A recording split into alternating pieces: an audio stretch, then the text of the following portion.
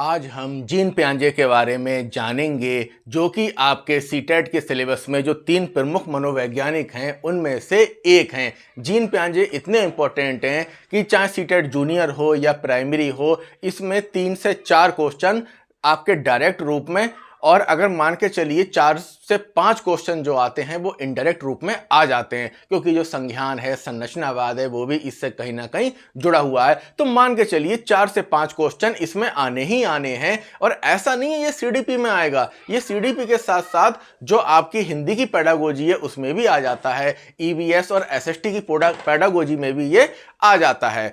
तो अब यहाँ जो सबसे बड़ी समस्या स्टूडेंट के आगे ये आती है कि जब वो पियाजे को पढ़ते हैं तो अगर वो वीडियो देख के कंप्लीट करते हैं तो कोई कहीं से पढ़ा रहा है, कोई कुछ पढ़ा रहा है, कोई हिस्सा पढ़ा रहा है, कोई हिस्सा पढ़ा रहा है, कोई अवस्थाएं पढ़ा रहा है। तो एक समस्या ये आती है कि आखिरकार एक संशय बना रहता है मन में, क्या हमारा जीन पियाजे तैयार हुआ या नहीं हुआ, कहीं ऐसा तो नहीं हमारा जीन पियाजे रह गया हो। तो आज आपकी ये समस्या भी, जो सबसे बड़ी समस्या है, खत्म हो जाएगी। यहां से जीन पियाजे की शुरुआत हुई है और यहां से जीन पियाजे खत्म हो गए हैं। जैसा कि मैंने अपनी पहली वीडियो में भी कहा था, किसी भी टॉपिक को तैयार करें तो सबसे पहले उसका एक फुल्ली डायग्राम बना लें किसी हाई रेंज की किताब से, ताकि आपको ये संशय ना रहे, ये टेंशन ना रहे कि हाय हमारा कुछ छूट गया या कोई और पार्ट से एग्जामिनर ना पूछ ले। सबसे बड़ी समस्या तो यही होती है, कहीं ऐसा ना हो कि एग्जामिनर क्या पता कहां से क्वेश्चन पूछ ले। अब ये एग्जामिनर इसके बाहर नहीं जाएगा, मतलब ये शुरू होता है और ये अंत हो जाता है।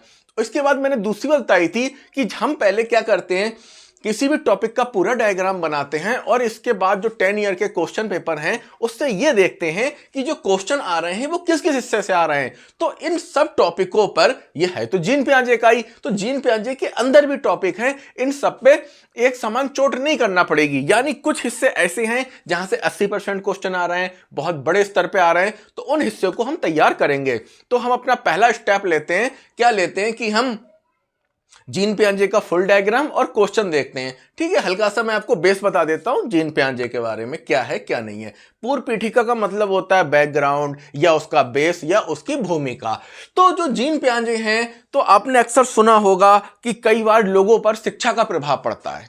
आप पे भी शिक्षा का प्रभाव पड़ा, क्या कहते हैं, जो भी महान लोग हुए हैं उनके ऊपर शिक्षा का प्रभाव पड़ा है, यानी शिक्षा ने उनकी जिंदगी बदल दी, शिक्षा ने उनके जीवन में परिवर्तन ला दिया। वो क्या थे और उनको क्या से क्या बना दिया, ये शिक्षा ने बना दिया और शिक्षा ने उनके जीवन को प्रभावित कर दिया। आज आप ऐसे व्यक्ति के बारे में पढ़ने जा रहे हैं कि जिसके जीवन को शिक्षा ने प्रभावित नहीं करा, जिसने खुद पूरी शिक्षा को ही प्रभावित कर दिया, उसने पूरा सिस्टम बदल दिया और वो शिक्षा पे इतना भारी हुआ कि उसका जो योगदान है वो सर्वोत्कृष्ट माना जाता है, सबसे ऊपर माना जाता है। वही कह सकते हैं कि बहुत से लोगों का जीवन शिक्षा ने बदला होगा, बहुत से लोगों पर शिक्षा ने प्रभाव डाला होगा, पर आज आप जिसके बारे में पढ़ने जा रहे हैं, इसके जीवन पर शिक्षा ने प्रभाव नहीं डाला, इसने बल्कि उल्टा शिक्षा पर प्रभाव डाल दिया। इसका नाम है जीन पियाजे। और कैसा प्रभाव डाला कि प्रशिक्षण बदल गया। पहले इतना सोच विचार नहीं किया जाता था कि टीचरों की ट्रेनिंग होगी,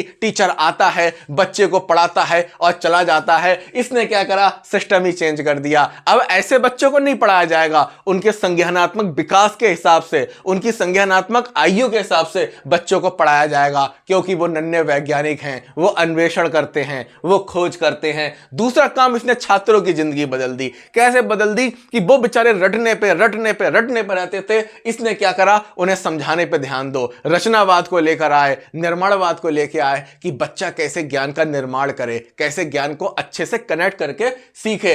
और बच्चे को क्या बना दिया, समस्या समाधान करता।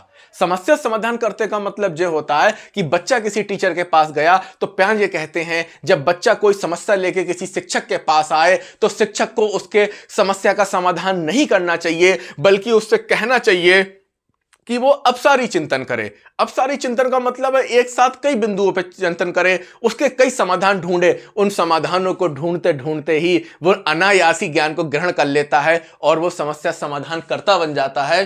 तो पहला प्रभाव क्या पड़ा इस व्यक्ति का, शिक्षा पर पड़ा। और आपने एक चीज नोटिस करी है कि जो दूसरा प्रभाव पड़ा सीबीएसई बोर्ड पर, किस पे पड़ा, सीबीएसई बोर्ड पर। आपने एक चीज नोटिस करी है कि आप जो बताओ सीटेट दे रहे हो तो वो चाहते मनोविज्ञान की 7 प्रमुख धाराएं हैं, वो चाहते तो प्रकार्यवाद के मनोवैज्ञानिक ले सकते थे, वो चाहते तो आपके संरचनावाद के मनोवैज्ञानिक ले सकते थे, वो चाहते तो व्यवहारवाद के मनोवैज्ञानिक ले सकते थे, वो चाहते तो आपके गेस्टाल्टवाद के ले सकते थे, वो चाहते तो विश्लेषणवाद के ले सकते थे। लेकिन पूरे सीबीएसई ने कोई मनोवैज्ञानिक नहीं उठाए, उनने उठाए तो केवल संज्ञानात्मकवादी उठाए। और वो तीन खिलाड़ी कौन है, तीन हीरो कौन है संज्ञानात्मकवाद के? पहला कौन सा है जो आपके सिलेबस में है? जीन पियाजे। दूसरा लेव वाइगोट्स्की। तीसरा कौन है? Lawrence Kohlberg. ये तीनों के तीनों कहां हैं? सीबीएसई में है, जो आपका सिलेबस जारी किया गया है सीटेट का। और जिसका बाद जो आपको एक नई चीज मिली, वो क्या मिली कि आज आप रटने से मुक्त हो गए, चीजें समझ के भी आपके दिमाग में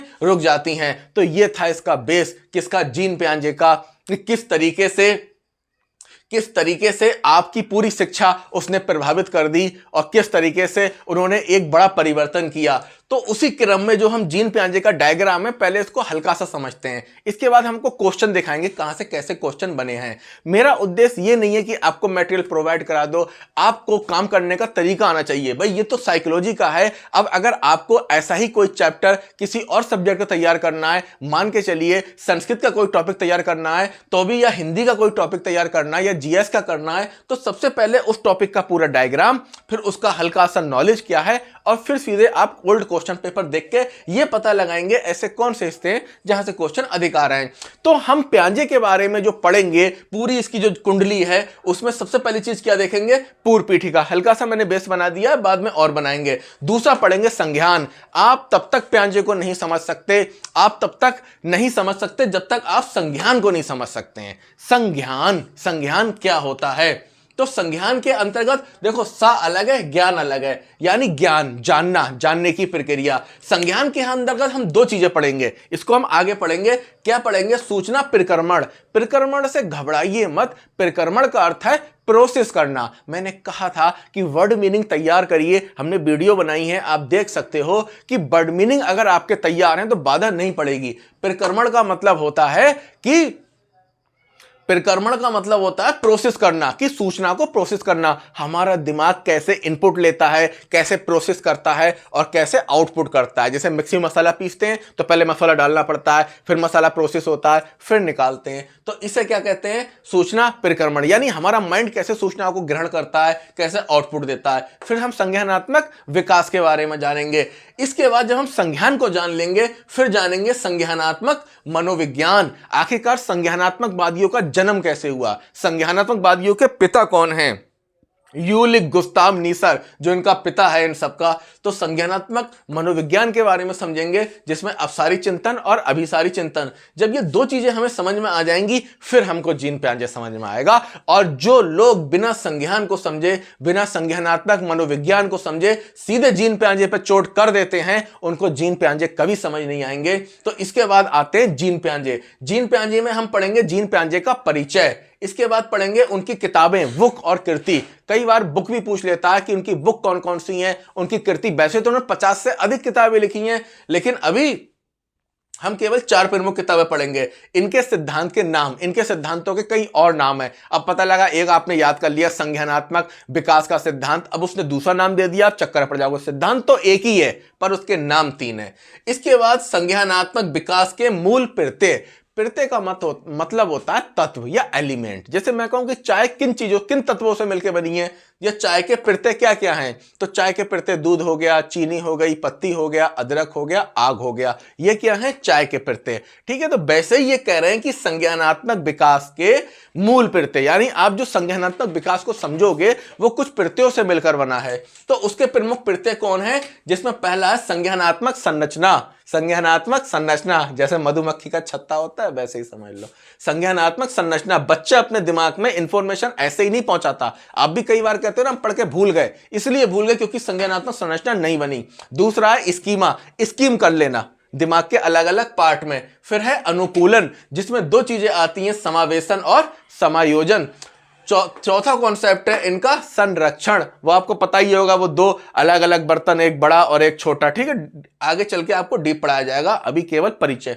इसके बाद विकेंद्रीकरण। विकेंद्रीकरण का मतलब होता है, ये विकेंद्रीकरण ठीक इसकी तरह होता है। अपसारी की तरह, यानी एक पॉइंट पे सोचकर कई पॉइंटों पे सोचना, कई बिंदुओं पे सोचना, इसे कहते हैं विकेंद्रीकरण। संज्ञानात्मक असंतुलन, जैसे ही कोई ऐसी इंफॉर्मेशन आपको मिलती है जो समझ नहीं आती या आपकी संज्ञान से परे होती है, तुरंत आपके दिमाग में संज्ञानात्मक असंतुलन हो जाता है। फिर होता है साम्य धारण या तुलनीकरण। आप कंपेयर करते हैं, कई बार इसके समान धर्म मान लेते हैं, तो इसको साम्य धारण। निर्माणवाद, बच्चे में ज्ञान का क्या होता है? निर्माण, इसी को कहते हैं संरचनावाद। फिर चिंतन और भाषा, गलती मत कर देना, पियाजे का कॉन्सेप्ट नहीं है, उसने विचार दिए अपने, किस पे? चिंतन और भाषा पे। मेन कॉन्सेप्ट लेव वाइगोट्स्की का है। मतलब वो ये कहता है कि भैया भाषा की कोई भूमिका नहीं है, किसमें? चिंतन में। पियाजे क्या कहता है? भाषा की कोई भूमिका नहीं है। इसके बाद क्या है? पियाजे का सिद्धांत और उनकी अवस्थाएं। तो पियाजे के 4 प्रमुख सिद्धांत है। पहला कौन सा है? संवेदी पेशी अवस्था सिद्धांत। दूसरा कौन सा है? प्राक संक्रियात्मक अवस्था सिद्धांत। तीसरा कौन सा है? ठोस मूर्त संक्रियात्मक अवस्था सिद्धांत। फिर है औपचारिक अमूर्त संक्रियात्मक अवस्था। ठीक है, ये इसकी 4 अवस्थाएं हैं। जीन पियाजे का नैतिक विकास का सिद्धांत, घबराइए मत, सिद्धांत तो जो है लॉरेंस कोहलबर्ग का है, लेकिन सबसे पहले जो नैतिक विकास के सिद्धांत पे काम किया था वो जीन पियाजे ने किया था। 2 कॉन्सेप्ट दिए थे, स्वायत्त सिद्धांत और परायत्त, लेकिन उन्होंने फिर इससे काम खत्म कर दिया, यानी इस पे फिर काम नहीं किया। मतलब अपना ये प्रोजेक्ट इन्होंने अधूरा छोड़ दिया। काम किस पे कर रहे थे? नैतिक विकास के सिद्धांत पे काम कर रहे थे जीन पियाजे। फिर क्या किया इन्होंने? इस कॉन्सेप्ट को अधूरा छोड़ दिया और इस पर काम करना बंद कर दिया। आगे चल के इसको पूरा किया लॉरेंस कोहलबर्ग ने, जिसके कारण इसका जो पेटेंट मिला या जिसपे जो नाम मिला वो लॉरेंस कोहलबर्ग को मिला। और अंत में ये सिद्धांत किसका हो गया? लॉरेंस कोहलबर्ग का। तो उसकी शुरुआत किसने की थी? जीन पियाजे ने। इसके बाद पियाजे के सिद्धांत का शैक्षणिक उपयोगिता, यानी हम पढ़ेंगे कि पियाजे के सिद्धांत की शिक्षा में क्या उपयोगिता है। और इसके बाद प्रमुख तथ्य, कुछ तथ्य आपको दिए जाएंगे, कुछ आप कलेक्ट करेंगे, कुछ हम करेंगे। तो इस प्रकार ये पूरी कुंडली है किसकी? पियाजे की। इसके ओवर नहीं जाना है, ऊपर नीचे नहीं रहना है, आपको इसी के अंदर से क्वेश्चन पूछेंगे। अब मैंने 4 साल के क्वेश्चन पेपरों को एनालिसिस किया था, सीटेट प्राइमरी और सीटेट जूनियर के। तो मैं उसमें कुछ क्वेश्चन आपको बता रहा हूं कहां से आए, और मोटे तौर पे तो चलो आपको बता देते हैं, वरना तो हमने निकाल ही रखा है कितने क्वेश्चन किस पार्ट से आए। जैसे अब वो क्वेश्चन कह रहा है स्कीमा को लेके, कहां है आपका स्कीमा? ये रहा स्कीमा। क्वेश्चन कह रहा है कि स्कीमा का उपयोग संज्ञानात्मक संरचनाओं और मानसिक अवधारणाओं के वर्णन में, मतलब उसने जगह छोड़ रखी है और कहा है कि मतलब डैश करके दे दिया जगह छोड़ के कि संज्ञानात्मक मानसिक अवधारणाओं का वर्णन किस में होता है। तो इसका उत्तर क्या है? स्कीमा में। एक क्वेश्चन कहां से? स्कीमा से। फिर ये कह रहा है चिंतन की बुनियादी निर्मितियों में को किस रूप में जाना जाता है, यानी जो चिंतन होता है उसको बुनियादी रूप में, निर्मित रूप, यानी भैया आप अपने माइंड में स्कीम कर रहे हैं, किस रूप में जाना जाता है? स्कीमा। फिर क्वेश्चन कहां से आया? स्कीमा से। इसके बाद वो कह रहे हैं मस्तिष्क ज्ञान की व्यवस्थित संरचनाएं किसे कहते हैं? स्कीमा को। तो 3 क्वेश्चन क्या है? स्कीमा से आए। अगला वो क्वेश्चन कह रहा है समस्या समाधान कौशल को सुसाधित करने के लिए अध्यापक को क्या करना चाहिए? अध्यापक को क्या करना चाहिए? तो बच्चों को समस्या समाधान के लिए प्रोत्साहित करना चाहिए कि वो अपनी समस्याओं का समाधान खुद ब खुद कर सकें। तो ये क्वेश्चन आपका आया है यहां से कि शिक्षा के क्षेत्र में इसकी क्या उपयोगिता है। ठीक है, तो इस तरीके से हम क्यू बना दे रहे हैं यहां पे, 1 क्यू 2 क्यू 3 क्यू। अगला वो क्वेश्चन पूछ रहे हैं कि वे क्रियाएं जिन्हें मानसिक स्तर पर निष्पादित और प्रतिलोम किया जाता है वो क्या कहलाती हैं? मानसिक स्तर पे तो ये समझो, वे क्रियाएं जिन्हें मानसिक स्तर पर निष्पादित और प्रतिलोम किया जाता है। तो जब मानसिक स्तर पर प्रतिलोम, तो उसकी ये अवस्थाएं हैं। तो ये क्वेश्चन कहां से आया है? इसकी अवस्था से आया है। अगला वो क्वेश्चन पूछ रहे हैं कि पियाजे का मानना है अभी जगह छोड़ दी है थोड़ी सी, ठीक है, को प्रभावित करता है, और वाइगोट्स्की का सुझाव है, फिर डैश छोड़ दिया, निर्देश करता है। तो इसमें यह आएगा कि पियाजे का मानना है संज्ञान भाषा को प्रभावित करता है। क्वेश्चन कहां से? यहां से, कि संज्ञान जो है वो भाषा को प्रभावित करता है, भाषा संज्ञान को प्रभावित नहीं करती। अगला कह रहे हैं कि संरचनावादी उपागम किस घटक में विद्यार्थियों में नहीं बढ़ना चाहिए, यानी जो संरचनावादी उपागम होता है या निर्माणवादी उपागम होता है तो उसमें विद्यार्थी को किस में नहीं बढ़ाना चाहिए। तो इसमें ऑप्शन 4 थे और नहीं वाला पूछ लिया था। तो आप देख सकते हो संरचनावादी में सहयोगी होता है, निर्देशित होता है, समस्या समाधान करता होता है, पर कंठस्थ नहीं होता। तो तो ये क्वेश्चन आपका कहां से आया है? ये कहना है संरचनावादी, यहां से आ गया क्वेश्चन। कहां से आ गया? संरचनावाद से। क्वेश्चन का क्या अर्थ होगा वो तो अलग की बात है। सबसे पहले तो ये समझना होता है कि क्वेश्चन किस पार्ट से आया है, कि वो संरचनावाद से है कि कहां से। फिर आपको उसका अर्थ डिकोड करना पड़ता है, फिर आप आंसर तक पहुंचते हैं। अब ये कह रहे हैं अधिगमकर्ता सक्रिय प्राणी हैं जो अन्वेषण के द्वारा अपने आसपास की अंतःक्रिया द्वारा नए ज्ञान का सृजन कर लेते हैं। इस नए ज्ञान के सर्जन को क्या कहते हैं? संरचनावाद। फिर देखो दूसरा क्वेश्चन फिर दबा दिया उसने संरचनावाद से। नई जानकारी को समझ बनाने के लिए मौजूद स्कीमा में बदलाव, यानी नई जानकारी को अपनी समझ, आपको नई जानकारी मिली और उसको आपको समझ बनाना है, तो इसे कहते हैं आपका क्या? समायोजन। तो समायोजन कहां है? जे आ गया समायोजन, यहां से क्वेश्चन पूछा है। अगला कह रहे हैं कि बच्चे वस्तुओं में बढ़त करने के लिए चिन्हों का इस्तेमाल करते हैं। आपको तो पता ही है कि प्राक संक्रियात्मक अवस्था होती है, यहां चिन्हों का प्रयोग होता है प्राक संक्रियावस्था में। ठीक है, तो मैं आपको यह दिखा रहा हूं कि क्वेश्चन कहां कहां से आ रहे हैं। अगला क्वेश्चन है अनैच्छिक क्रियाएं अधिगम का प्रधान और प्राथमिक माध्यम होती हैं। तो ये कहां पे होती हैं अनैच्छिक क्रियाएं? ये तो एक ही स्थिति में होती है, संवेदी गामक अवस्था में। तो कहां से क्वेश्चन पूछा है? यहां से। बच्चा जो है अनैच्छिक क्रिया करता है, कभी हाथ इधर फेंकता है, कभी हाथ उधर फेंकता है, उसे पता ही नहीं वो रहता है। अब वो कह रहे हैं कि विकास का पहला चरण, दूसरा क्वेश्चन फिर यहीं से आ गया। ठीक है, तीसरा कह रहे हैं रिया बर्तनों की ऊंचाई चौड़ाई को एक ही समय में ध्यान में रख पाती। ये है कथन ए। ये ऐसा क्वेश्चन है, कथन ए और आर, कथन ए और आर दोनों सही हैं और ए आर की सही व्याख्या करता है। ये वाला क्वेश्चन है कि रिया बर्तन की ऊंचाई और चौड़ाई को एक समय में दिमाग में नहीं रख पाती, मतलब एक छोटा बर्तन है एक बड़ा, उसको दिमाग में नहीं फंसता। ऑप्शन आर, ये ऑप्शन आर में कह रहा है पूर्व संक्रियात्मक चरण में। हाँ बिल्कुल सही, जो पूर्व संक्रियात्मक चरण होता है ये वाला, तो इस अवस्था में बच्चा वर्गीकरण नहीं कर पाता, और ये फंडा किसका है? वर्गीकरण का है। अब कह रहे हैं 3 से 6 वर्ष की अवस्था वाले बच्चे, ठीक है, 3 से 6 वर्ष की अवस्था वाले बच्चे सांकेतिक प्रतिनिधित्व करते हैं। ये भी कहां से आया? अवस्था से आया है। अब वो कह रहे हैं मूर्त संक्रियात्मक बच्चों वर्गीकरण में क्रमबद्धता समझते हैं। तो ये भी कहां से आया है? आपका मूर्त संक्रियात्मक से। अगला कह रहे हैं कार, गुड़िया, इन सब में सजीव जैसे गुण होते हैं। ये क्या है? ये जीववाद है। ये कहां है? जीववाद। जीववाद आपका किसके अंतर्गत आएगा? इन अवस्थाओं के अंतर्गत आएगा। ठीक है, आपका जीववाद। उन्हें ऐसा लगता है जो निर्जीव चीजें हैं उसमें जीवन है, ये इसके अंतर्गत। जब आपको खोल के पढ़ाया जाएगा, अभी हम आपको खोल के पढ़ाएंगे तो इसके अंतर्गत आएगा। अगला क्वेश्चन है खोजी अधिगम।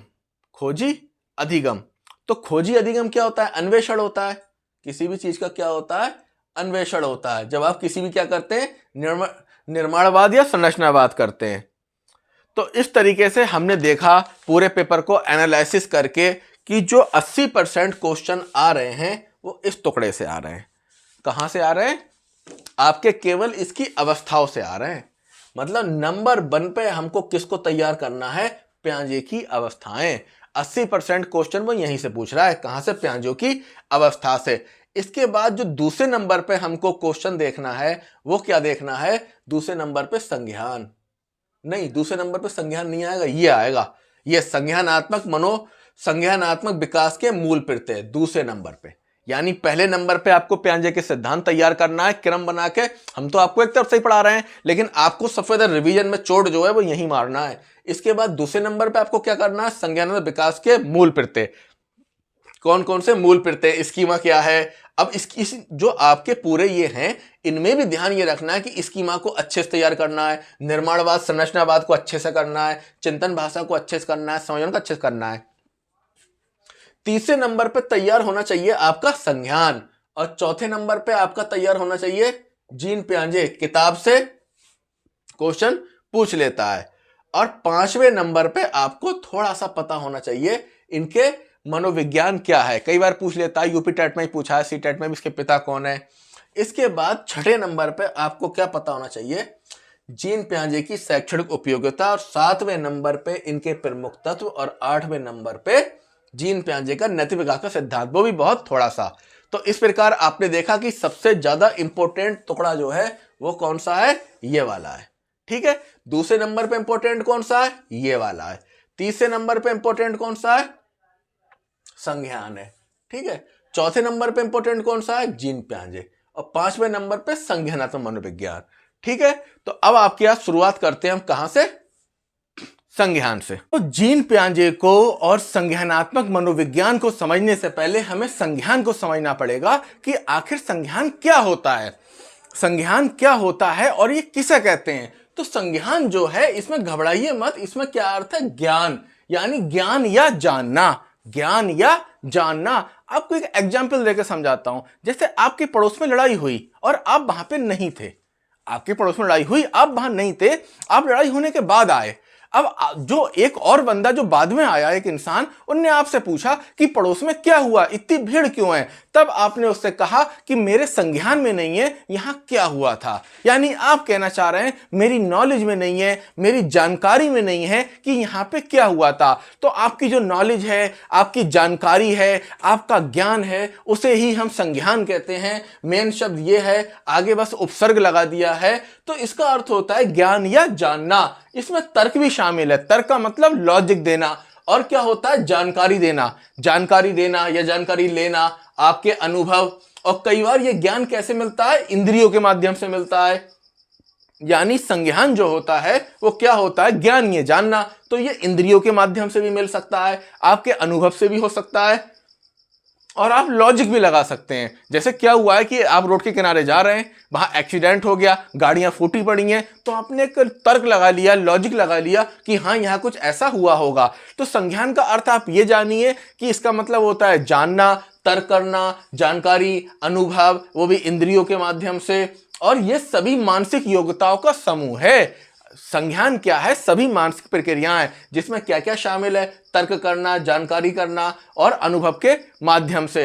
अब ऐसा होता है इसमें कि जैसे कोई सूचना होती है। अब संज्ञान बनता कैसे है, बड़ी इंटरेस्टिंग बात है कि संज्ञान कैसे बनता है कि कोई भी सूचना होती है उसे आप एकदम ग्रहण नहीं करते। फॉर एग्जाम्पल, आपने अखबार में कोई घटना पढ़ी, कोई कहानी पढ़ी, तो कतई हुबहू तो आप उसे नहीं अपने माइंड में रख सकते, नहीं उसको मतलब ध्यान रख सकते, उसे अपने संज्ञान में कतई एग्जिट, कतई मतलब आप मान के चलिए डिक्टो वैसा ही सेव नहीं कर सकते। तो वहां क्या होता है, संज्ञानात्मक प्रक्रिया होती है और उससे संज्ञान बनता है। तो सबसे पहले क्या होती है, सूचना, जो कि किसके रूप में होती है, अतिभार के रूप में। जो भी सूचना आप ग्रहण करते हैं वो बहुत बड़ी होती है। फिर आप क्या करते हैं, उसमें काट छाट करते हैं।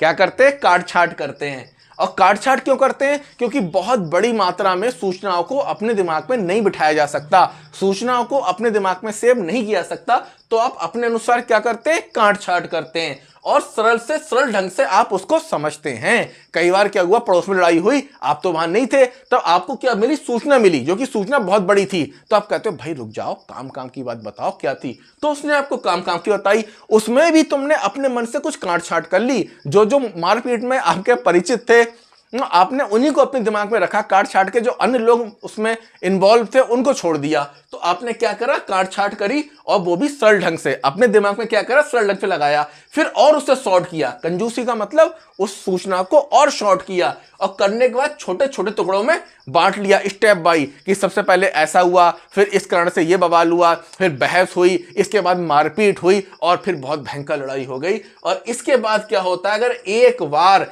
किसी व्यक्ति ने अपने दिमाग में वो संज्ञान स्थापित कर लिया, वो जानकारी सेव कर ली, फिर दोबारा वो उसको त्यागना नहीं चाहता। यानी सूचनाएं हमारे दिमाग में कैसे सेव होती हैं, संज्ञान हमारा कैसे बनता है। सबसे पहले सूचना मिलती है जो कि बहुत बड़ी होती है, अतिभार होता है, फिर उसमें काट छाट करी जाती है, जो कि सारी जानकारी हम नहीं खींच सकते, फिर सरल ढंग से व्यवस्थित करी जाती है, फिर उसको और शॉर्ट, अब 2 बार शॉर्ट कर रहे हैं, फिर उसको छोटे छोटे टुकड़ों में बांट लेते हैं और अपने दिमाग में सेव कर लेते हैं। अगर वो बात एक बार सेव हो गई तो दोबारा आप क्या करोगे, उसको बहुत ही लोग कम होते हैं जो उसको चेंज करना चाहते हैं या त्यागना चाहते हैं। जैसे कई बार लोगों की जब एज हो जाती तो वो एक बात की जिद पकड़ लेते हैं, रट लगा लेते हैं कि नहीं ऐसा ही हुआ होगा तभी ये हुआ है, तो वो अपना संज्ञान चेंज नहीं करते। तो ये आप समझ गए संज्ञान क्या होता है, कैसे ऐड होता है। अगला आपका टॉपिक है सूचना परिक्रमण। परिक्रमण का मतलब प्रोसेस करना। तो सूचनाओं का प्रोसेस कैसे होता है, ये चीज आप अगर समझ गए तो मान के चलिए जो कंपटीशन में आप रोते रहते हो दिन भर कि कट ऑफ बहुत चली गई, कंपटीशन बहुत हैवी हो गया, हमसे क्वालिफाई नहीं हो रहा है, वो चीज ही खत्म हो जाएगी। कि मान के चलिए जो भी आप याद करते हो, जो भी टॉपिक पढ़ते हो, चाहे वो जीएस का हो गया, आपके सब्जेक्ट का हो गया, मैथ का हो गया, रीजनिंग का हो गया, इंग्लिश का हो गया, इतिहास का हो गया, भूगोल का हो गया, नागरिक शास्त्र का हो गया, अर्थशास्त्र का हो गया, विज्ञान का हो गया, करंट अफेयर का हो गया, वो किसी का टॉपिक हो गया, उसको क्या मान लो, इंफॉर्मेशन मान लो। और वो क्या होता है, आपका इनपुट होता है। क्या होता है, इनपुट होता है। और इनपुट होने के बाद ये बीच में क्या होता है, इसको कहते हैं हम प्रोसेसिंग डिवाइस। प्रोसेसिंग डिवाइस, ये आपकी क्या होती है, प्रोसेसिंग डिवाइस। यानी कोई भी टॉपिक या इंफॉर्मेशन आपने इनपुट करके कहां पहुंचाया, प्रोसेसिंग डिवाइस में पहुंचाया, अपने दिमाग के अंदर पहुंचाया और आपने प्रोसेस किया। करने के बाद बात खत्म, ये तो बात खत्म हो जाती है। अब करना क्या होता है कि जो जानकारी दिमाग में सेट हुई, मान के चलो आपने कोई टॉपिक याद कर लिया, आपने भारत के पर्वत याद कर लिए, कंचनजंगा याद कर लिया, अरावली याद कर लिया, ठीक है, मकालू याद कर लिया, नंगा पर्वत याद कर लिया, अनामलाई की पहाड़ियां याद कर ली, तो ये सब याद करके बस आपके प्रोसेसिंग डिवाइस में फंस गया, आ गया। यही कारण है कि वक्त आने पे वो कंपटीशन में काम नहीं आता, आप उसे भूल जाते हो। तो ये संज्ञानात्मकवादी, जैसा कि मैंने ऊपर कहा था कि अगर आपने इसको समझ लिया तो आप अपना फंडा समझ जाओगे तैयारी करने का। और आप गलती क्या करते हो, कोई भी टॉपिक या इंफॉर्मेशन जब इनपुट करा जाता है तो वो कहां पहुंचता है, प्रोसेसिंग डिवाइस में। कुछ स्टूडेंट 98% स्टूडेंट क्या करते हैं, उसे प्रोसेसिंग डिवाइस में ही रहने देते हैं, और 2% स्टूडेंट क्या करते हैं, उसका आउटपुट निकालते हैं। और आउटपुट कैसे निकालते हैं, उत्तर देकर। अब ये उत्तर कौन देगा, ये उत्तर क्वेश्चन कोई पूछेगा कि भाई उस पहाड़ के बारे में बताओ, या अरावली के बारे में बताओ, या नाग पर्वत के बारे में बताओ, गुरु शिखर के बारे में बताओ, ठीक है, धौलागिरी के बारे में बताओ। तो जो लोग उत्तर दे देते हैं तो ये क्या हो जाता है, प्रदर्शन। क्या कहते हैं इसे, प्रदर्शन। तो जो लोग उत्तर दे देते हैं तो समझ लो परमानेंट हो गया। जो उसे अपने व्यवहार में ले आते हैं समझो परमानेंट हो गया। जो उसे कार्यात्मक यानी फंक्शन, उसको कार्यात्मक रूप में लाते हैं तो क्या हो जाता है, परमानेंट सेव मेमोरी में हो जाता है। यानी पहले क्या होता है, अर्जन, और आपको करना क्या है, प्रदर्शन। 98% लोग केवल अर्जन करते हैं। स्टूडेंट कंपटीशन के क्या करते हैं, अर्जन करते हैं, ग्रहण करते हैं, वो उसका प्रदर्शन नहीं करते। तभी तो हम कहते हैं क्या कर लो, टीचिंग। टीचिंग करने से क्या फायदा होगा, बच्चे क्वेश्चन पूछेंगे संबंधित सब्जेक्ट के, आपको उत्तर देना पड़ेगा। इनपुट तो आपने किया है पढ़ के, आउटपुट यहां हो जाएगा। बात समझ में आई, व्यवहार उसी को जीना। मैं वही तो कहता हूं, टीचिंग क्यों करनी, पढ़ाना क्यों है, दीवारों को क्यों पढ़ाना है, बच्चों को क्यों पढ़ाना है। जो आपने नॉलेज ग्रहण करी है, जो ज्ञान किया है, जब आप उसे पढ़ाने लगोगे, टीचिंग करोगे, तो वो आपके व्यवहार में आ जाएगा। रोज आप उसको, यही तो होता है कि जो शिक्षक होते हैं विषय के, उन्हें एक आध साल दिक्कत आती है, लेकिन जब 2-3 साल वो लगातार बैच पढ़ाते रहते हैं, वो इतने परफेक्ट हो जाते हैं, उनको पेज नंबर भी याद हो जाते हैं। आप तो क्वेश्चन मत, वो पेज नंबर बता देंगे कि ये टॉपिक जो है इस किताब के इस पेज नंबर पे है। ये किसमें जाता है, व्यवहार। और फंक्शन कार्यात्मक, वो बार बार क्या करते हैं, एक्टिविटी करते रहते हैं, फंक्शन करते रहते हैं, कहते नहीं फंक्शन, कटपट करते रहते हैं। कई बार आपने देखा होगा क्या होता है कि आप 12 कोड याद कर लीजिए, आप उसे भूल जाएंगे। लगातार आप उसे टाइप करते रहते हैं, मोबाइल पे टाइप करते रहते हैं। कई लोगों की तो ये स्थिति है कि उनसे उनका कोड पूछो, मोबाइल का पासवर्ड उन्हें नहीं पता, लेकिन जैसे ही उनके हाथ में मोबाइल दो, खटखट करा, फंक्शन करा, बोले लो हो गया। तो ये क्या कहते हैं, कार्यात्मक। मतलब मुझको भी अपने फोन का पासवर्ड नहीं पता, बस है क्या, जैसे ही अब उंगलियां जाती हैं पासवर्ड अपने आप खुल जाता है। तो इसे क्या कहते हैं, प्रदर्शन। 2% स्टूडेंट क्या करते हैं, ज्ञान का प्रदर्शन करते हैं। ये संज्ञानात्मकवादी भी यही कर रहे हैं कि क्या कह रहे हैं कि सूचनाएं जो होती हैं, इंफॉर्मेशन जो होता है, उसको इनपुट करके कहां पहुंचाया जाता है, प्रोसेसिंग डिवाइस में पहुंचाया जाता है। और प्रोसेसिंग डिवाइस में से आउटपुट करने के 3 तरीके हैं। आउटपुट करने के 3 तरीके हैं, उसको बाहर निकालने के 3 तरीके हैं। पहला है उत्तर देना, यानी कोई क्वेश्चन पूछे आप उत्तर दो, उसे व्यवहार में लाना। और तीसरा होता है कार्यात्मक, उसे फंक्शन की स्थिति में, कार्यात्मक स्थिति में, प्रैक्टिस की स्थिति में ले आना। तो 2% लोग क्या करते हैं, प्रदर्शन करते हैं। तभी तो कहते हैं अगर आप कंपटीशन तैयार कर रहे हो तो अपने सब्जेक्ट को पढ़ाओ, चाहे इंटर लेवल पढ़ाओ, चाहे ग्रेजुएशन लेवल पढ़ाओ, चाहे कैसे ही पढ़ाओ। और जैसे ही आप टीचिंग करोगे तो आपके ये वाला काम भी हो जाएगा, व्यवहार भी हो जाएगा और कार्यात्मक। तो आपको 2 बातें समझ में आई कि सूचना कैसे संज्ञान बनती है। तो इसे कहते हैं सूचना प्रक्रमण या इंफॉर्मेशन प्रोसेसिंग। और इसके बाद एक टॉपिक और था जो मैं लिखना भूल गया, वो क्या था आपका, संज्ञानात्मक। वो था आपका संज्ञानात्मक विकास। संज्ञानात्मक विकास, तो यहां पे इसके बाद आएगा, प्रकरण के बाद में संज्ञानात्मक विकास यहां आएगा, संज्ञानात्मक विकास। जब आप एक टॉपिक को प्रोसेस कर लेते हो, एक चीज को प्रोसेस करने लगते हो, सीखने लगते हो, फिर आपका संज्ञानात्मक विकास होता है। धीरे धीरे आपकी मेमोरी में, आपके संज्ञान में चीजों का भंडार होने लगता है और आवश्यकता पड़ने पर वो बाहर भी आने लगती हैं। और जब आप किसी अन्य टॉपिक को प्रोसेस करते हो तो वो पहले की तुलना में बहुत जल्दी होने लगता है। इसी को कहते हैं संज्ञानात्मक विकास। आपकी समझ डेवलप हो रही है, जैसे जैसे आपकी उम्र हो रही है वैसे वैसे ही आपकी समझ डेवलप हो रही है। कई बार एक बार धोखा मिला, 2 बार किसी ने फ्रॉड कर दिया, फिर किसी ने बेवकूफ बना दिया, अगली बार वो आपको बेवकूफ नहीं बना पाता। जिसका रीजन क्या होता है, मान के चलिए एक बार आपसे किसी ने पैसे उधार लिए, आपने दे दिए, आपने मांगे, उसने नहीं दिए। दोबारा दूसरा व्यक्ति आपसे उधार ले गया, आपने उससे मांगा, उसने भी नहीं दिया। तिवारा जो है उन्होंने उधार मांगा, तीसरे व्यक्ति ने, या तीनों व्यक्ति अलग अलग हैं, फिर आपसे पैसे उधार लिए, उसने भी नहीं दिए। अब आप पागलों की तरह उनके पीछे भाग रहे हो। अब आपका संज्ञानात्मक विकास हो गया कि बेटा किसी को उधार देने का काम नहीं है। क्यों नहीं है? क्योंकि लौट फेर के खुद भी पैसे दो और फिर उसके पीछे भागो भी। इसी को कहते हैं संज्ञानात्मक विकास। जैसे जब आप कंपटीशन की तैयारी करते हैं, अब आप संज्ञान को पढ़ रहे हैं बहुत अच्छे से, आप प्याजे को पढ़ रहे हैं, तो अब संज्ञान को पढ़ने का मतलब है कि आपको संज्ञान समझ में आ गया। इस प्याजे के बाद 2 मनोवैज्ञानिक और हैं, लेब बाइगोट्स्की और कोलबर्ग, जो कि काम करते हैं संज्ञान पे, तो उनको भी आप बहुत आसानी समझ में आ जाएगा। इसी को कहते हैं संज्ञानात्मक विकास। कि बच्चा जैसे ही किसी भी चैप्टर में, मान के चलिए 12 टॉपिक है, उसने 4-5 टॉपिक अच्छे से तैयार कर लिए, संज्ञानात्मक विकास होने लगा, अगले टॉपिक भी वो अच्छे से समझने लगा। अगला जो कॉन्सेप्ट है वो है संज्ञानात्मक मनोविज्ञान। आपने संज्ञान को समझा, अब समझेंगे संज्ञानात्मक मनोविज्ञान। तो जो संज्ञान शब्द है या संज्ञान के बारे में जो सबसे पहले ध्यान गया था वो किसका गया था? अरस्तु का गया था। ठीक है, ऐसा नहीं है कि अरस्तु एक ही विषय के एक्सपर्ट हैं। इनका चाहे साइंस हो, चाहे आपका दर्शन हो, चाहे समाज शास्त्र हो, सभी विषयों में समान गति है, कुछ में तो बहुत विशेष गति है। गति का मतलब ये एक्सपर्ट हैं। इसके बाद इन्हें पता लगा संज्ञानवादियों को कि जो व्यवहार है वो मानव मन की ओर ले जाता है। जो व्यक्ति का व्यवहार है वो कहां से संचालित होता है? व्यक्ति के मन से। मान के चलिए आप किसी रिश्तेदार से नाराज हैं और वो रिश्तेदार आपके घर आ गया, तो आपका व्यवहार उसके प्रति कैसा होगा? बहुत उखड़ा उखड़ा होगा, बहुत रूठा रूठा होगा, बहुत नाराजगी वाला होगा। तो व्यवहार का जो अध्ययन है वो इन मनोवैज्ञानिकों को कहां ले जाता है? मन की ओर। ये जानते हैं मन डिस्टर्ब है तो व्यवहार डिस्टर्ब हो जाएगा। कई बार क्या होता है, वही वाली बात है कि टीचर ने आज बच्चों को पीट दिया। क्यों पीट दिया? वो घर से लड़ के आया होगा। एक कहावत तो बहुत आम है कि नंबर कम दे दिए तो बच्चा छूटते ही ये कहता है कॉपी चेक करने आया, तो हो सकता है घर से लड़कर आया हो। जब उसका मन खराब है तो उसका व्यवहार खराब होगा, तो वो उसको कहां ले जाते हैं? मन की तरफ।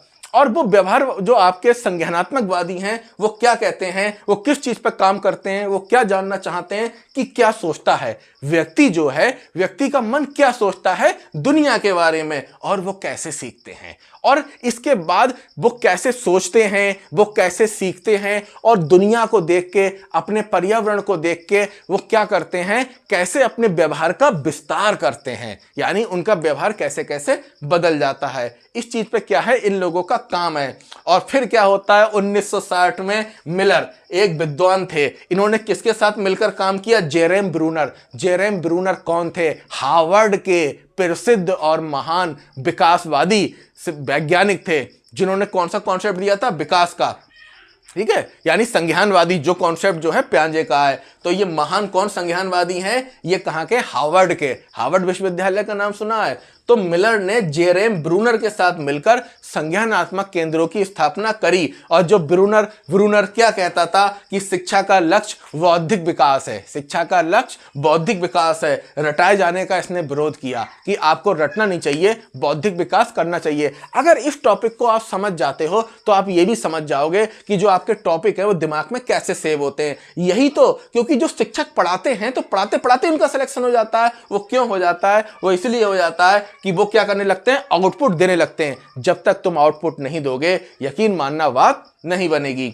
तो इनने, मिलर ने किसके साथ मिलकर काम किया? जेरेम ब्रूनर के साथ मिलकर काम किया। और क्या किया? संज्ञानात्मक केंद्रों की स्थापना हुई। और इसी दौरान एक अद्भुत और विशिष्ट व्यक्ति की एंट्री होती है इसमें, जिसका नाम होता है यूलिक गुस्ताव नीसर। क्या नाम होता है? यूलिक गुस्ताव नीसर। ये तो इन सबका एक तरीके से पिता निकला। कौन निकला?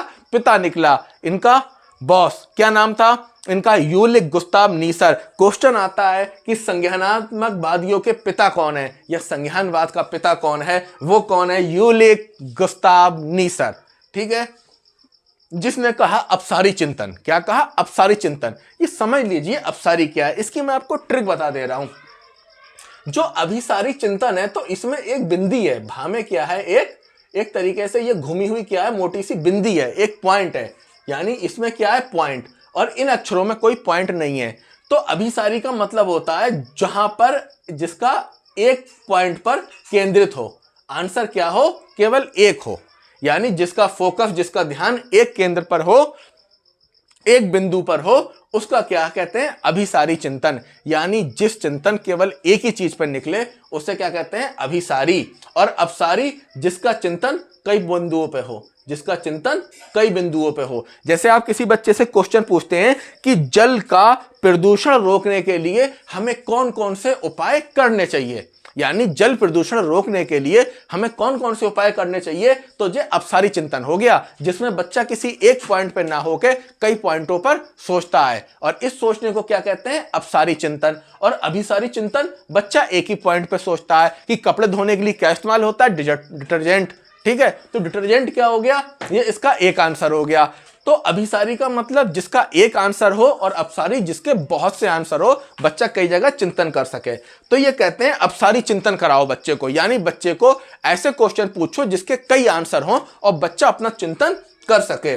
और जब उससे ऐसे क्वेश्चन पूछोगे जिसके कई आंसर हैं तो वो अन्वेषण करेगा। अन्वेषण का मतलब खोज। बच्चे नन्हे वैज्ञानिक होते हैं, वो अपने चारों ओर के वातावरण से सीखते हैं और चीजों को खोजते हैं। तो जब वो अपसारी चिंतन करेगा, एक साथ कई बिंदुओं पर सोचेगा, तो उसका दिमाग क्या करने लगेगा, अन्वेषण करने लगेगा, खोज। जैसे कहीं मर्डर हो जाता है या कोई चोरी हो जाती है तो जो सीआईडी होती है, सीबीआई होती है, पुलिस होती है, वो अन्वेषण करती है, इन्वेस्टिगेशन करती है, खोज करती है संभावित आंसरों के कि आखिरकार क्या कारण रहा होगा। इसे कहते हैं अन्वेषण। रचनावाद। रचनावाद का मतलब मैं आपको समझा दूं, क्योंकि ये चार शब्द आपको बहुत परेशान करेंगे। एक शब्द करेगा रचनावाद। क्या करेगा, रचनावाद। एक करेगा संरचनावाद और एक करेगा निर्माणवाद। ये एक ही हैं, ये तीनों शब्द जो हैं एक ही हैं, चाहे वो रचनावाद कह लो, चाहे संरचनावाद कह लो, या क्या कह लो, निर्माणवाद। ये कोई इनमें खास डिफरेंट नहीं है। अब मैं आपको एग्जाम्पल देकर समझाता हूं इन सब का मतलब क्या है। अब इन सब का मतलब ये है कि आप एक कक्षा में गए और आपने बच्चों को बताया कि पौधा जो है प्रकाश संश्लेषण की क्रिया करता है, जिसके द्वारा वो भोजन बनाता है, और भोजन बनाने के बाद वो अपनी बॉडी में, अपने अन्य भागों में पौधा खाने को भेज देता है। बात खत्म। तो ये टॉपिक में ना तो रचनावाद हुआ, ना संरचनावाद हुआ, निर्माणवाद हुआ। अब बच्चे के अंदर रचनावाद कैसे तैयार करना है, संरचनावाद कैसे करना है, निर्माणवाद कैसे करना है, इसको करने के लिए आप सबसे पहले क्या कहें, क्लास में एक असली पौधा लेके आए। क्या लेके आए, एक असली पौधा। और असली पौधा लाने के बाद आपने क्या करा, बच्चों के सामने वो पौधा रख दिया। ठीक है, कहा बच्चों आप इसे पहचानते हो, ये क्या है? तो बच्चों ने कहा हाँ हम पहचानते हैं इसे, क्या ये पौधा है। बोले अच्छा ये पौधा है, ठीक है। तब आपने बच्चों से पूछा कि बच्चों ये बताओ आप लोग जो है सुबह को क्या खा के आते हो? तो कोई कहेगा हम नाश्ता करके आते हैं, कोई कहेगा दूध पी के आते हैं, कोई कहेगा चाय पी के आते हैं, कोई कहेगा फ्रूट खा के आते हैं। तो कुल मिला के बच्चे बताएंगे कि हम कुछ ना कुछ खा के आते हैं। तो टीचर पूछेगा अच्छा ये बताओ बच्चों आप सब कुछ खा पी के आते हो, वो खाना कहाँ बनता है? तो बच्चे कहेंगे सर किचन में बनता है, घर में बनता है, मम्मी बनाती हैं। बेटा खाना कैसे बनता है बताओ? तो बच्चा कहेगा सर किचन में खाना बनाने के लिए क्या क्या चाहिए होता है? आग चाहिए होती है। क्या चाहिए होता है? आग चाहिए होता है। बच्चा जानता है, रोज देख रहा है कि मम्मी गैस सिलेंडर जला रही है, आग जला रही है, चूल्हा जला रही है। दूसरा क्या सर, पानी चाहिए होता है। तीसरा क्या चाहिए होता है? सब्जी चाहिए होती है। और क्या चाहिए होता है? भाई पानी हो गया, आग हो गया, सब्जी हो गया। ठीक है, तो ये मोटे मोटे इंस्ट्रूमेंट बच्चे को पता है कि अगर खाना बनेगा तो ये चाहिए होते हैं। अच्छा तो आपके खाना बनाने में ये भी चाहिए होता है। ठीक है, साथ में बनाने वाला भी होना चाहिए। ठीक है, बनाने वाला चाहे मम्मी बनाए या पापा बनाए, ठीक है, कोई भी खाना बनाए तो ये लोग होने चाहिए। तो बच्चा इनको जानता है कि खाना बनाने के लिए आग का इस्तेमाल होता है, पानी का होता है, सब्जी का होता है, मम्मी बनाती हैं, और बर्तन में बनता है। इतनी बात बच्चा जानता है। अब आपको पढ़ाना क्या है? प्रकाश संश्लेषण। अब आपने पौधा लाकर रख दिया गमले सहित, और पौधा लाने के बाद बेटा अच्छा ये बताओ आपका खाना तो किचन में बनता है, रसोई घर में बनता है, पौधे का खाना कहाँ बनता है? बच्चा संज्ञानात्मक असंतुलन आया एकदम। खाना कहाँ बनता है सर? पेड़ में ही बनता है। तो कुछ बच्चे, आप जिसको पता होगा वो हाथ उठा के जवाब दें। ठीक है, तो कुछ बच्चे जो टैलेंटेड होते हैं बता देंगे कि सर पौधा खाना बनाता है, और हर क्लास में 1 से 2 बच्चे विशिष्ट भी होते हैं, प्रतिभाशाली होते हैं वो जानते हैं, पढ़ के आएंगे और खट बता देंगे कि सर किचन जो होता है, रसोई घर पौधे का पत्ती होता है। हो सकता है वो ना भी बता पाए, तब आप उन्हें बताओगे कि जैसे आपके घर में जो खाना रसोई घर में बनता है, ये आपका क्या है, घर है, और खाना बनता कहाँ है, यहाँ रसोई घर में, और ट्रांसफर कहाँ हो जाता है, पूरे घर में। अगर फ्रिज है तो फ्रिज में पहुंच जाएगा, डाइनिंग टेबल पहुंच जाएगा, और कोई घर का सदस्य किसी दूसरी जगह पे बैठा हुआ है तो खाना वहां पहुंच जाएगा। बेटा जैसे आपको खाना बनता है पहुंच जाता है, वैसे ही पौधे का जो रसोई घर होता है वो क्या होता है, उसकी पत्ती। पत्ती क्या होता है, उसका रसोई घर। अब बच्चा समझ गया, जैसे अपना घर में किचन, वैसे ही पौधे का किचन कहां है, उसकी पत्ती। जिस प्रकार तुमको आग की जरूरत पड़ती है, तो पौधे को किसकी जरूरत पड़ती है, सूर्य की जरूरत पड़ती है। किसकी? सूर्य की। आपने यहां सूर्य बना दिया बेटा, ठीक है। तुम्हें खाना बनाने के लिए किसकी जरूरत पड़ती है, आग की। पौधे को खाना बनाने की चाहिए सूर्य की। तुम्हारे खाने में क्या चाहिए होता है, पानी, तो पौधे को भी क्या चाहिए होता है, पानी। पर बेटा तुम्हारे यहां पानी कहां से आता है, सर जी नल से आता है या टंकी से आता है, बताओ। पौधे का पानी कहां से आता है, जमीन से आता है। अब बच्चा ये भी क्वेश्चन पूछ लेगा, सर पौधा पानी जमीन से खींचता है, तो जो आपका गमला है इसमें, तो हालांकि वो जानता है कि गमले में पानी जो है, क्योंकि वो उसके दिमाग में मानसिक असंतुलन हो सकता है बच्चे के दिमाग में, वो एक तरफ तो सोच रहा है पौधे को पानी लगाना नहीं पड़ रहा है, पौधे खुद खींच रहे हैं। तो आप उसे कॉन्सेप्ट समझा दोगे कि बेटा जो पौधे जमीन से अटैच होते हैं वो अपनी जड़ों के द्वारा पानी को खींच लेते हैं, और जो पौधे गमले में रखे जाते हैं तो उनको पानी देना पड़ता है कृत्रिम तरीके से पानी। अब इसको चाहिए होता है सब्जी, तो इसको चाहिए होते हैं पोषक तत्व। क्या चाहिए होते हैं, पोषक तत्व। और क्या चाहिए होता है, कार्बन डाइऑक्साइड। क्या चाहिए होता है, कार्बन डाइऑक्साइड। ठीक है, कार्बन डाइऑक्साइड चाहिए होता है। इसके बाद बनाता कौन है, जैसे वहां मम्मी बनाती, तो यहां पौधा खुद संभालता है स्थिति। और पौधे का कौन सा पार्ट, पत्ती। कौन सा पार्ट, पत्ती। और पत्ती में खास बात क्या होती है, क्लोरोफिल। क्या होता है, क्लोरोफिल। अब आप बच्चे को पत्ती दिखाओगे उल्टी करके कि बेटा क्लोरोफिल है, एक आध पत्ता तोड़ के भी दे दोगे कि देखो, सारे बच्चे आपको चारों तरफ से घेर लेंगे, और घेरने के बाद क्या करेंगे, अब उन्हें बताओ क्लोरोफिल। और जैसा बर्तन काम करती है, वैसे ही यहां पे क्या काम करती है, मृदा, मिट्टी। क्या करती है, मिट्टी। अब आपने जैसे कॉन्सेप्ट उसे किचन के बारे में पता था, वैसे डिक्टो समझा दिया किसके बारे में, पौधे के बारे में। अब बच्चा समझ गया कि अच्छा पौधे का ऐसे काम होता है। फिर आपने बताया कि जैसे आपका खाना बनता तो किचन में है, लेकिन पहुंचता कहां है, फ्रिज में या आपके डाइनिंग टेबल पे, वैसे ही जो खाना है बनता तो पत्ती में है, पर ट्रांसफर कहां होता है, पूरे पौधे में। ठीक है, क्या होता है, पूरे पौधे में। इतना आपने पढ़ाया। अब आपने क्लास में लैब प्रैक्टिकल करा दिया, पढ़ा दिया। अब बच्चों को होमवर्क क्या दिया, यही तो खास बात है रचनावाद की, संरचनावाद की और निर्माणवाद की, कि बच्चों कल जो है, अब आपको तो पता है कौन से बच्चे टैलेंटेड हैं, कौन से औसत हैं, कौन से आपके धीमे सीखने वाले यानी मंदबुद्धि है। तो वहां पे खास बात जो होती है ऐसी कक्षा की, कि सभी बच्चों को एक सा होमवर्क नहीं दिया जाएगा। ऐसा नहीं कि सब बच्चों को एक सा होमवर्क दे दिया।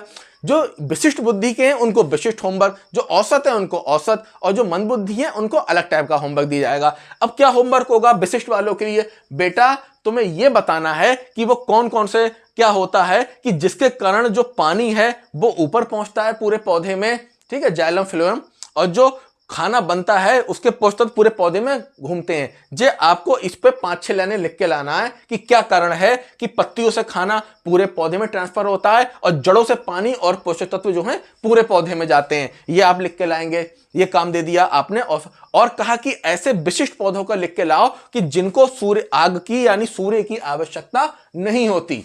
यानी ऐसे कौन कौन से पौधे हैं जिनको सूर्य की आवश्यकता नहीं होती। आप उसकी पेंटिंग भी बना के ला सकते हैं या प्रिंट आउट करके ला सकते हैं। तो ये काम किसका हो गया, विशिष्ट का। औसत को क्या काम दे दिया, ऐसे पौधों के बारे में उनको तुम ला सकते हो या तुम उनके चित्र बना सकते हो कि जिनको पानी की आवश्यकता नहीं पड़ती। और क्यों नहीं पड़ती, इस पर लिख के लाओगे चाचा लेने, क्यों नहीं पड़ती। और जो मतलब वैसे बच्चे हैं धीमे सीखने वाले, उनसे कहोगे कि बेटा घर से छोटा सा पौधा लेके आना है, छोटा सा पौधा लेके आना है और पता लगाना है कि पौधे कितने प्रकार के होते हैं। तो इस प्रकार आपने दे दी, तो एक भरी क्लास चली, बहुत मजेदार हुई। क्योंकि आपने देखा होगा जो केंद्रीय विद्यालय होता है या सीबीएसई के स्कूल होते हैं, उनमें भी एक पार्ट एक दिन में खत्म नहीं होता, मान के चलिए 10 दिन 12 दिन का समय दिया जाता है अधिकतम। तो इस तरीके से आपका एक पढ़ाना तो ये हो गया कि आपने बच्चों को बुला लिया, उन्हें प्रैक्टिकल कराया, पौधा दिखाया, उन्हें घर की रसोई समझाई। इसी को कहते हैं रचनावाद, इसी को कहते हैं संरचनावाद, इसी को कहते हैं निर्माणवाद। क्लियर हो गया आपको? निर्माणवाद कहते हैं। अब दूसरा तरीका जो था पुराना वाला ठर्रा तरीका, वो क्या था? आए बच्चों, प्रकाश संश्लेषण में क्या होता है कि पौधा जो होता है वो पानी खींच लेता है जमीन से और वो पत्तियां उत्तियां खाना बनाती हैं पौधे को। में ठीक है बच्चों, पाठ खत्म हो गया, जाओ हो गया, और जो क्वेश्चन है क्वेश्चन रख लीजिए। यही तो हो रहा है सीबीएसई बोर्ड में। और हो क्या रहा है, और जो यूपी बोर्ड है, जो मतलब अच्छे से नहीं पढ़ा रहे हैं, बस पाठ कोई नहीं पढ़ाता, क्या करते हैं क्वेश्चन आंसर लिखा दिए, रटा दिए, और बच्चे के अंदर जो है वो निर्माणवाद, संरचनावाद, रचनावाद नहीं हो पाता। तो अब ये समझ में आ गया? अगर कुछ भी समझ में ना आए तो आप कमेंट करके बता सकते हैं। तो ये कह रहे हैं कि अगर आप सारी चिंतन कराओगे, आप सारी क्वेश्चन पूछोगे जिसके कई आंसर होंगे, तो बच्चा अन्वेषण करेगा, बच्चा खोज करेगा। जैसे मैंने बताया कि आपने बच्चे को काम दे दिया विशिष्ट वालों को कि ऐसे पौधों के नाम लिख के आओ कि जो है बिना उन सूरज की आवश्यकता पड़ेगी। तो बच्चा वहां क्या करेगा? अन्वेषण करेगा। जाते ही जाते क्रोम पे सर्च मारेगा, गूगल पे सर्च मारेगा, यूट्यूब भी देख सकता है, अपने किसी एक्सपर्ट या सीनियर से भी बात कर सकता है, या किसी पढ़े लिखे व्यक्ति से भी वो बात कर सकता है। रचनावाद होगा उसके अंदर। जब वो ये चीजें सर्च करेगा, रिसर्च करेगा कि कौन से ऐसे पौधे हैं जिनको पानी की आवश्यकता नहीं पड़ती, और ना चाहते हुए भी वो उसको पढ़ लेगा और जान लेगा, क्योंकि उसके दिमाग में क्वेश्चन ये आएगा कि आखिरकार पानी की आवश्यकता क्यों नहीं होती। तो वो जानेगा कि जब रात्रि का समय होता है तब जो हवा चलती है तो कैक्टस होते हैं पानी को खींच लेते हैं हवा में से, और सुबह जैसे ही उठते हैं, जैसे सुबह सूरज निकलता है, आधी प्रकाश संश्लेषण क्रिया उनकी रात को होती है, आधी दिन में होती है। ये चीज वो जान लेगा और क्या हो जाएगा? निर्माण हो जाएगा। तो वो क्या होगा? उसका रचनावाद हो जाएगा। और ये कैसा होता है? ये मौलिक होता है, यानी स्वाभाविक होता है, लचीला होता है। ऐसा नहीं कि प्रोजेक्ट दे दिया, बच्चे ने अपनी मम्मी से बनवा लिया, अपनी सिस्टर से बनवा लिया, अपने पापा से बनवा लिया। तो ये मौलिक होता है, लचीला होता है और आविष्कारशील होता है। क्या पता वो कोई नई जानकारी निकाल रहा है, ये भी तो हो सकता है बच्चा कोई नई जानकारी निकाल रहा है। ऐसे प्रश्न जिनके कई उत्तर होते हैं, बच्चे को कई दिशा में सोचने के लिए उन्मुख कर सकते हैं, इसी को सृजनशीलता कहते हैं। यही क्या होती है? सृजनशीलता। बच्चा नन्हा वैज्ञानिक होता है, समझ रहे हो? सृजनशीलता आ जाती है उसके अंदर, वो आविष्कार भी कर सकता है, वो नई चीज निकाल के ला सकता है, नई रिसर्च कर सकता है। क्या पता आज तक पौधों के बारे में कई जानकारियां पता ना हो, तो वो कुछ खास जानकारी निकाल दे कि ऐसा नहीं ऐसा, और बच्चे का जहां दिमाग घूमा इस तरीके से, तो वो सृजनशील भी हो रहा है। अब देखो कीवर्ड क्या है, वो सृजनशील भी हो रहा है, वो लचीला भी हो रहा है, वो मौलिक है, रचनावाद, अन्वेषण, अपसारी, आविष्कारशील। ठीक है, तो ये सब इसके कीवर्ड हो गए। और नीसर ने कंप्यूटर से तुलना करी, किसकी? संज्ञान की। कंप्यूटर का काम क्या होता है? सूचना देना। सबसे पहले क्या जाता है? सूचनाएं अंदर जाती हैं, तो इसको कहते हैं सूचना। फिर क्या होता है? प्रोसेस होता है, प्रोसेस होता है, और अंत में क्या होता है? आउटपुट होता है, यानी सूचनाओं को पुनः निकाला जाता है। तो वही वाली बात होगी जो यहां पे कि पहले सूचना अंदर जाती है, फिर प्रोसेसिंग होती है, फिर आउट होता है। यही मैं आप लोगों से कह रहा हूं कि आप लोगों को भी क्या करना, जो भी टॉपिक पढ़ना है तो उसको इनपुट अंदर पहुंचाना है, प्रोसेस करना है, और फिर उगलना है, तभी बात बनेगी। तो इस प्रकार से हमारा कंप्लीट हो गया संज्ञानात्मक मनोविज्ञान।